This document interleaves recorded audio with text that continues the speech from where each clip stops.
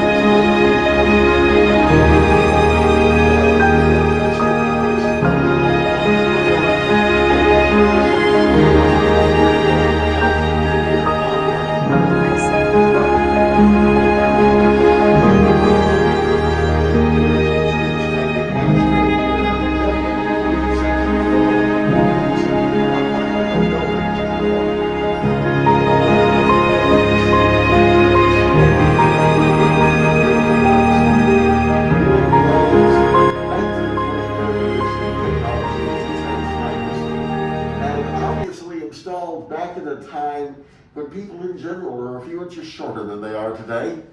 Doesn't really cause me problems, but some of the taller guests on our tours feel the urge to duck when they come through the room. My own personal favorite of the antiques here, the room service telephone system. All the bells and whistles are here. The brass fittings, the marble writing desk, the little toggle switch by the dial. Wow. Flipping that and lifting the receiver would summon either maintenance or housekeeping to the room within 5 minutes. Frankly, folks, we have trouble doing that today. And finally, I wish to point out the artwork here on the wall, an architect's draft from about 1924, concept art depicting what the hotel would look like upon its completion in 1926.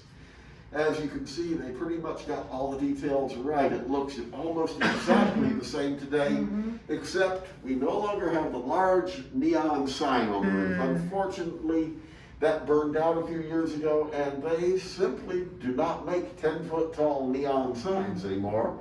Well, not for less than a really horrible, horrible amount of money. It's kind of a pity, really. I used to come here as a little boy back in the 1960s.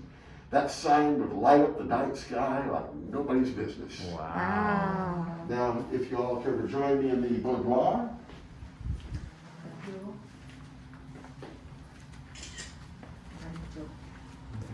And here we are in the bedroom part of the suite. Not that plush by modern standards, perhaps, but still rather nice. My grandmother had a bedspread just like this. One moment, please. What is that?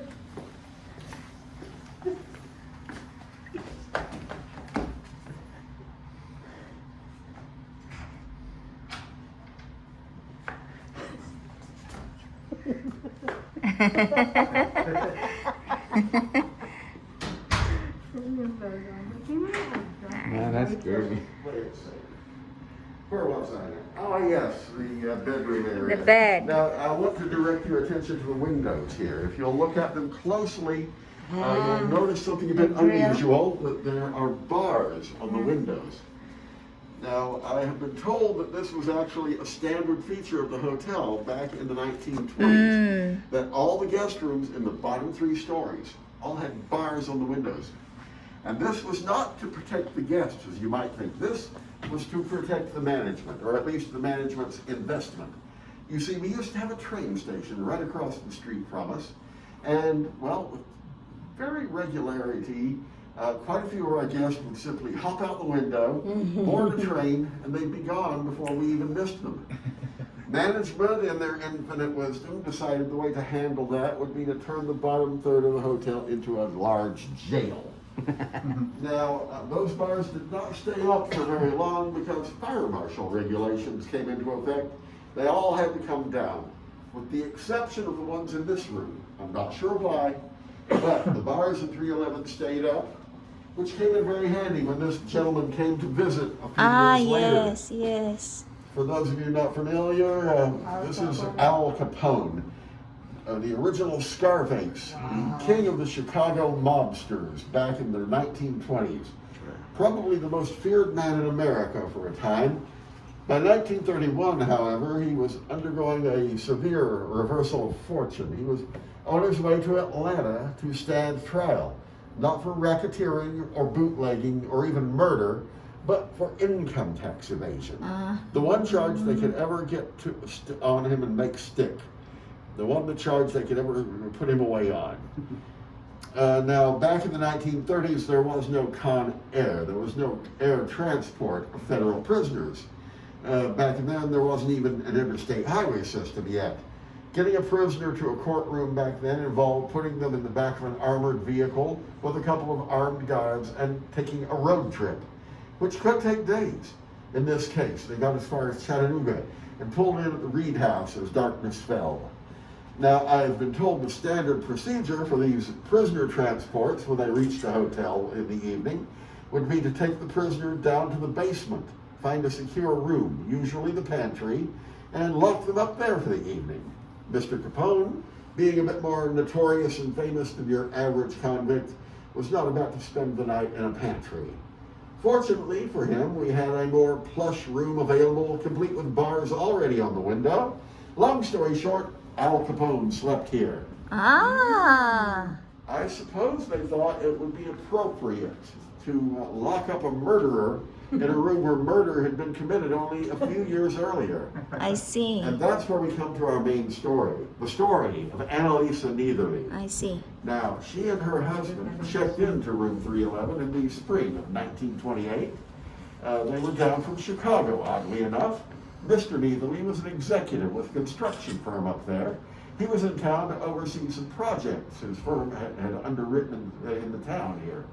He brought his beautiful young bride, Annalisa, with him. It was going to be a working vacation. They expected to be here for a week, possibly 10 days at most.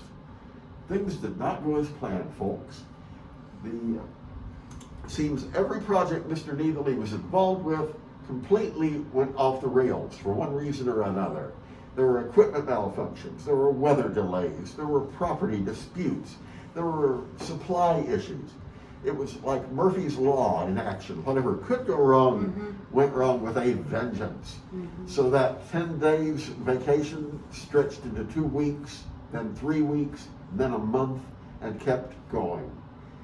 After a couple of weeks of this, Mr. Neitherly was forced to start making trips back up to Chicago to plead his case with his bosses at the construction firm. They were none too happy with his lack of progress here, and they wanted answers direct from him. A telegram would simply not do.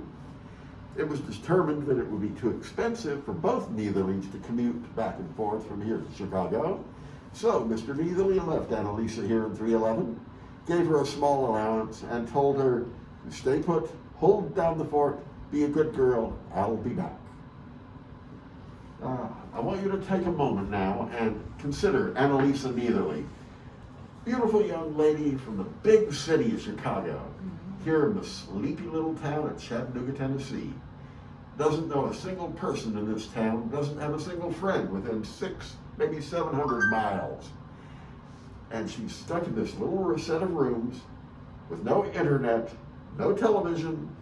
There's a public library a block over, of course, but that's not necessarily everyone's cup of tea. And to be frank, in 1928, the Chattanooga Public Library was probably not that impressive to begin with. And it's 1928 also. It's the middle of Prohibition. The lady cannot even get a drink if she wants one. And this situation she's in here, it just keeps going, week after week after week. It's a nice little set of rooms, of course, but still, after a while, those bars on the window had to start feeling like jail. The lady got bored, is what I'm saying, and totally understandable that she would. Well, to deal with that boredom, she started hanging around down in our lobby, more to the point down in the billiards room that we still have there, tucked away behind the bar.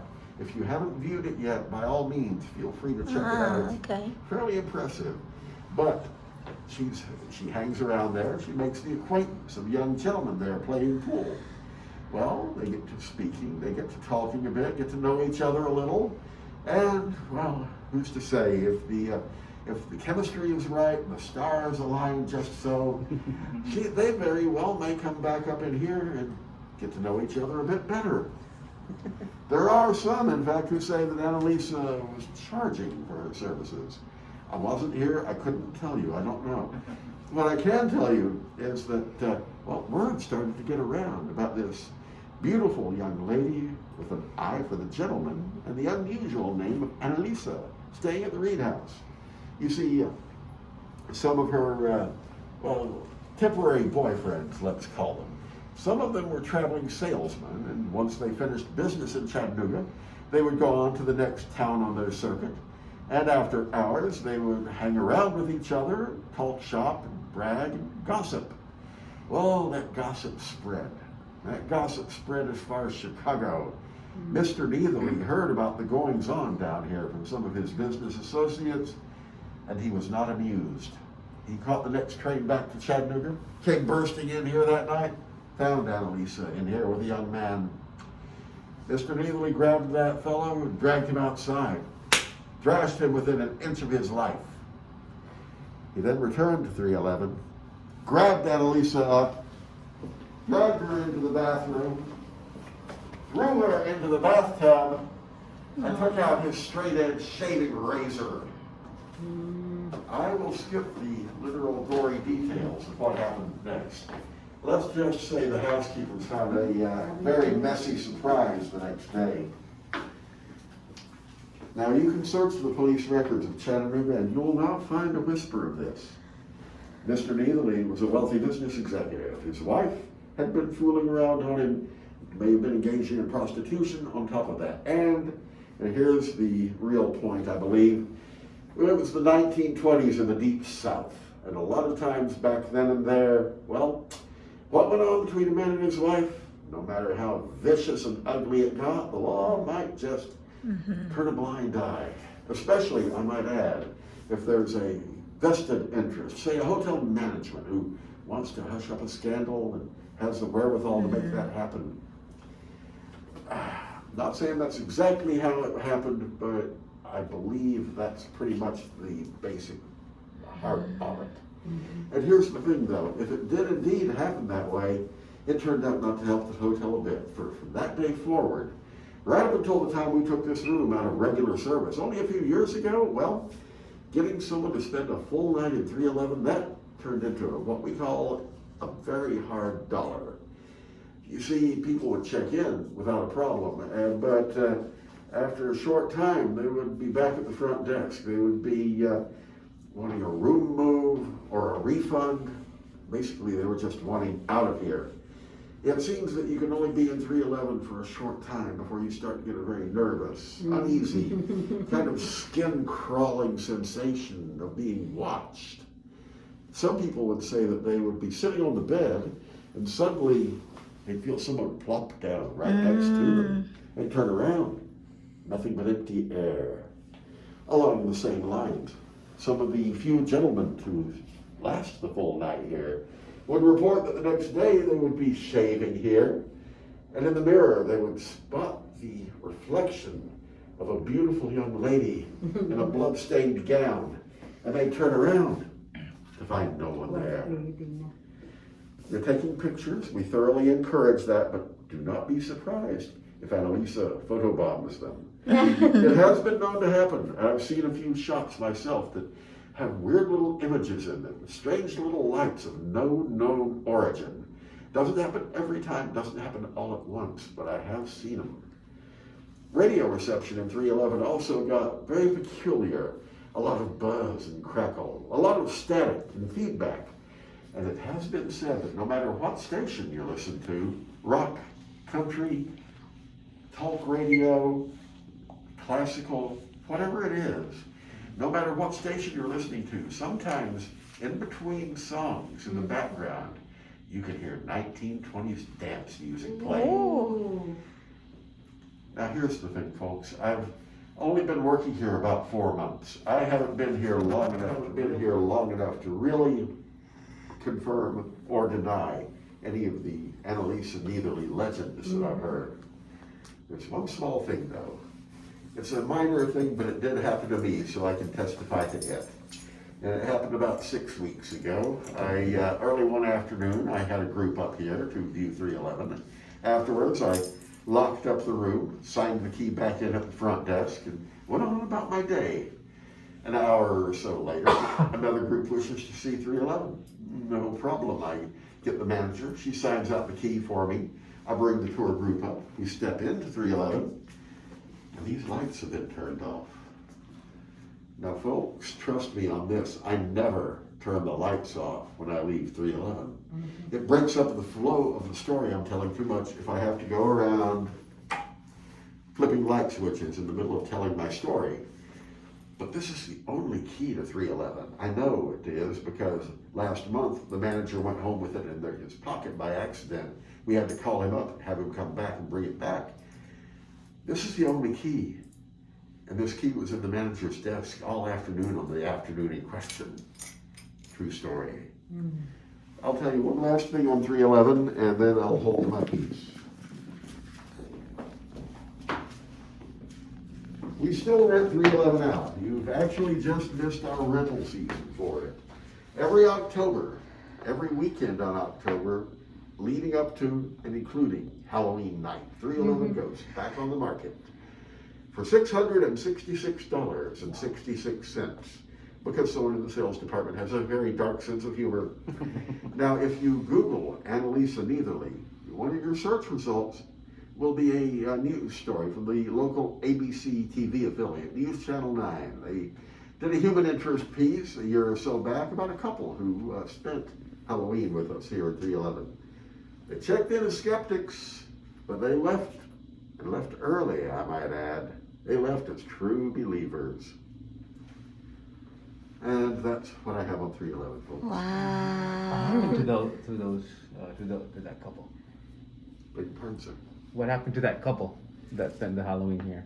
Well, they left early, let's put it that way. That's it. Okay. Yeah, feel free to check out the story, but Yeah, they there's a felt lot presences in on the room internet. that made them willing to forfeit their $666. What's behind that door? That is a closet, and feel free to open it if you wish. You want to open You open it.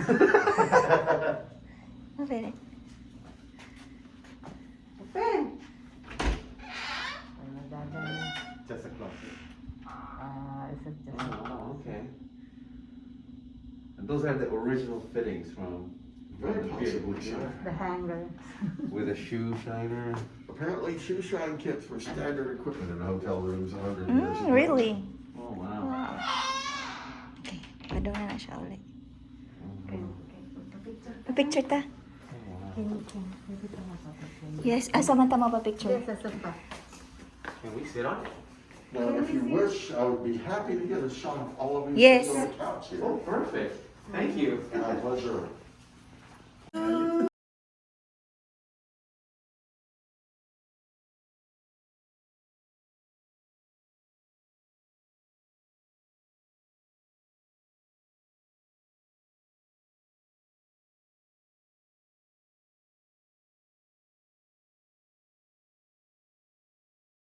Leave the key in the lock. Yeah, the key. And the key.